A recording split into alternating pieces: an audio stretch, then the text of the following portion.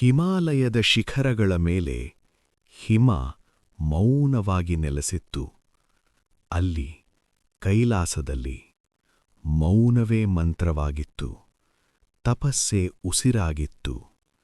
ಆ ಮೌನದ ಮಧ್ಯೆ ದೇವತೆಗಳ ಲೋಕದಲ್ಲಿ ಆತಂಕ ಹೆಚ್ಚಾಗಿತ್ತು. ಅಸುರ ರಾಜ ತಾರಕಾಸುರ ಅವನ ತಪಸ್ಸಿನಿಂದ ಪಡೆದ ವರದಾನದಿಂದ ದೇವತೆಗಳಿಗೂ ಸೋಲಿಸಲಾಗದ ಶಕ್ತಿ ಪಡೆದಿದ್ದ. ಅವನ ನಗುವಿನಿಂದ ಲೋಕಗಳು ನಡುಗುತ್ತಿದ್ದವು, ಅವನ ನೆರಳಿನಿಂದ ಯಜ್ಞಗಳು ನಿಲ್ಲುತ್ತಿದ್ದವು. ದೇವತೆಗಳು ಬ್ರಹ್ಮ ವಿಷ್ಣು ಸೇರಿ ಶಿವನ ಶರಣಾಗಿದರು. ಪ್ರಭು, ಈ ಅಧರ್ಮವನ್ನು ತಡೆಯಬಲ್ಲ ಯೋಧನೊಬ್ಬನೇ ಇದ್ದಾನೆ, ನಿಮ್ಮ ಪುತ್ರ. ಆ ಕ್ಷಣ ಪಾರ್ವತೀದೇವಿಯ ಕಣ್ಣುಗಳಲ್ಲಿ ಒಂದು ದೈವಿಕ ಸಂಕಲ್ಪ ಹುಟ್ಟಿತು. ಒಂದು ದಿನ ಶಿವನ ತೃತೀಯ ನೇತ್ರದಿಂದ ಹೊರಬಂದಿತು 6 ಅಗ್ನಿಕಣಗಳು. ಅವು ಗಂಗೆಯ ಮೂಲಕ ಸರಿದು ಸರವನಪೊಯ್ಗೈ ಎಂಬ ಪವಿತ್ರ ಸರೋವರಕ್ಕೆ ಬಿದ್ದವು. ಅಲ್ಲಿ 6 ಕಣಗಳಿಂದ 6 ದಿವ್ಯ ಶಿಶುಗಳು ಜನಿಸಿದರು. ಆ ಶಿಶುಗಳನ್ನು ಆರೈಕೆ ಮಾಡಿದರು ಕೃತಿಕಾದೇವತೆಗಳು.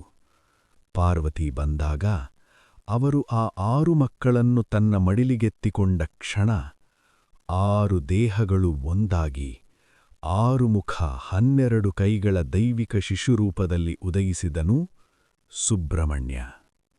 Music rises. ಶಿವನು ಆಶೀರ್ವದಿಸಿದನು, ನೀನು ದೇವಸೇನಾಪತಿ, ಧರ್ಮದ ರಕ್ಷಕ, ಅಧರ್ಮದ ಸಂಹಾರಕ. ತಾರಕಾಸುರನ ಕ್ರೌರ್ಯ ದಿನೇ ದಿನೇ ಹೆಚ್ಚುತ್ತಿತ್ತು. ದೇವತೆಗಳ ಸೇನೆ ಸೋತಿತ್ತು. ಆಗ ದೇವತೆಗಳು ಸುಬ್ರಹ್ಮಣ್ಯನ ಬಳಿ ಬಂದು ಪ್ರಾರ್ಥಿಸಿದರು. ಚಿಕ್ಕ ವಯಸ್ಸು, ಆದರೆ ಕಣ್ಣುಗಳಲ್ಲಿ ಬ್ರಹ್ಮಾಂಡದ ಶಾಂತಿ, ಮುಖದಲ್ಲಿ ಯೋಧನ ಧೈರ್ಯ. ಧರ್ಮವನ್ನು ರಕ್ಷಿಸುವುದು ನನ್ನ ಕರ್ತವ್ಯ ಎಂದನು. ಅವನಿಗೆ ತಾಯಿ ಪಾರ್ವತಿ ಕೊಟ್ಟಳು ದೈವಿಕ ಆಯುಧ ವೇಲ್, ಶಕ್ತಿಯ ಭಲ್ಲೆ. ಅದು ಕೇವಲ ಆಯುಧವಲ್ಲ, ಅದು ತಾಯಿಯ ಶಕ್ತಿ, ಆಶೀರ್ವಾದ, ಕರುಣೆ. ಯುದ್ಧಭೂಮಿ. ಆಕಾಶ ಕೆಂಪಾಗಿತ್ತು. ಅಸುರರ ಸೇನೆ ಗುಡುಗಿನಂತೆ ಕೂಗುತ್ತಿತ್ತು. ತಾರಕಾಸುರ ನಕ್ಕನು. ಈ ಬಾಲಕನ ನನ್ನ ಎದುರು? ಸುಬ್ರಹ್ಮಣ್ಯನ ಮುಖದಲ್ಲಿ ಕೋಪವಿಲ್ಲ, ಮಾತ್ರ ಶಾಂತಿ. ಯುದ್ಧ ಶುರುವಾಯಿತು. ಅಸುರರ ಮಂತ್ರಗಳು, ಅಗ್ನಿಬಾಣಗಳು, ಕತ್ತಲೆಯ ಶಕ್ತಿಗಳು. ಎಲ್ಲವನ್ನೂ ಸುಬ್ರಹ್ಮಣ್ಯ ತನ್ನ ವೇಲ್ನ ಬೆಳಕಿನಿಂದ ಭಸ್ಮ ಮಾಡುತ್ತಿದ್ದ. ಅವನ 6 ಮುಖಗಳು 6 ದಿಕ್ಕುಗಳನ್ನು ಕಾಪಾಡುತ್ತಿದ್ದವು. ಅವನ ದೃಷ್ಟಿಯಲ್ಲಿ ದಯೆ, ಆದರೆ ಅಧರ್ಮದ ಮೇಲೆ ಅಚಲ ನ್ಯಾಯ.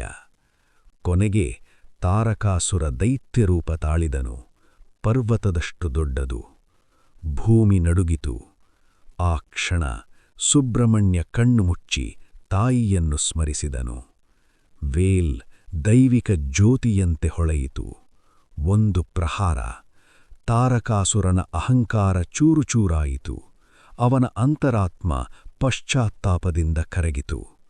ಅವನ ಆತ್ಮ ಪ್ರಾರ್ಥಿಸಿತು, ಪ್ರಭು, ನನಗೆ ಮೋಕ್ಷ ನೀಡಿ. ಸುಬ್ರಹ್ಮಣ್ಯನು ಕರುಣೆಯಿಂದ ಅವನನ್ನು ಮುಕ್ತಗೊಳಿಸಿದನು.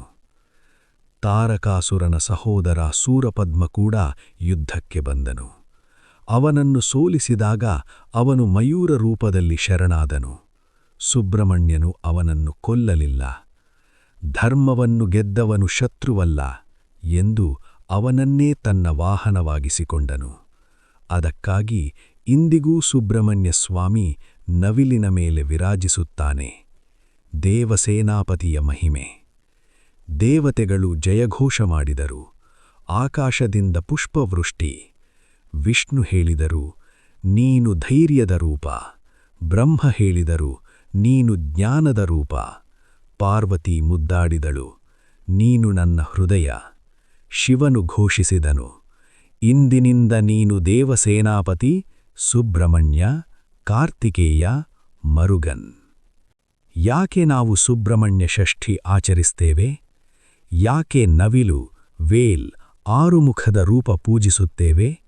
ಏಕೆಂದರೆ ಈ ಕಥೆ ನಮಗೆ ಹೇಳುವುದು, ಶಕ್ತಿ ಕೋಪದಲ್ಲಿಲ್ಲ, ಧರ್ಮದಲ್ಲಿದೆ. ಅಹಂಕಾರ ಶತ್ರು, ವಿನಯ ಮುಕ್ತಿ. ತಾಯಿಯ ಆಶೀರ್ವಾದವೇ ಮಹಾ ಆಯುಧ.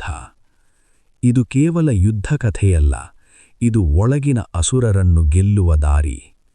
ಧೈರ್ಯ ಬೇಕಾದಾಗ ಸುಬ್ರಹ್ಮಣ್ಯ, ಜ್ಞಾನ ಬೇಕಾದಾಗ ಸುಬ್ರಹ್ಮಣ್ಯ, ರಕ್ಷಣೆ ಬೇಕಾದಾಗ ಸುಬ್ರಹ್ಮಣ್ಯ. ಇದು ದೇವಸೇನಾಪತಿ ಸುಬ್ರಹ್ಮಣ್ಯ ಸ್ವಾಮಿಯ ದೈವಿಕ ಗಾಥೆಯ ಒಂದು ಭಾಗ ಮಾತ್ರ. ಮುಂದಿನ ಕಥೆಯಲ್ಲಿ ಮತ್ತೆ ಭೇಟಿಯಾಗೋಣ. ಸ್ಕಂದನಿಗೆ ಜಯ. ಓಂ.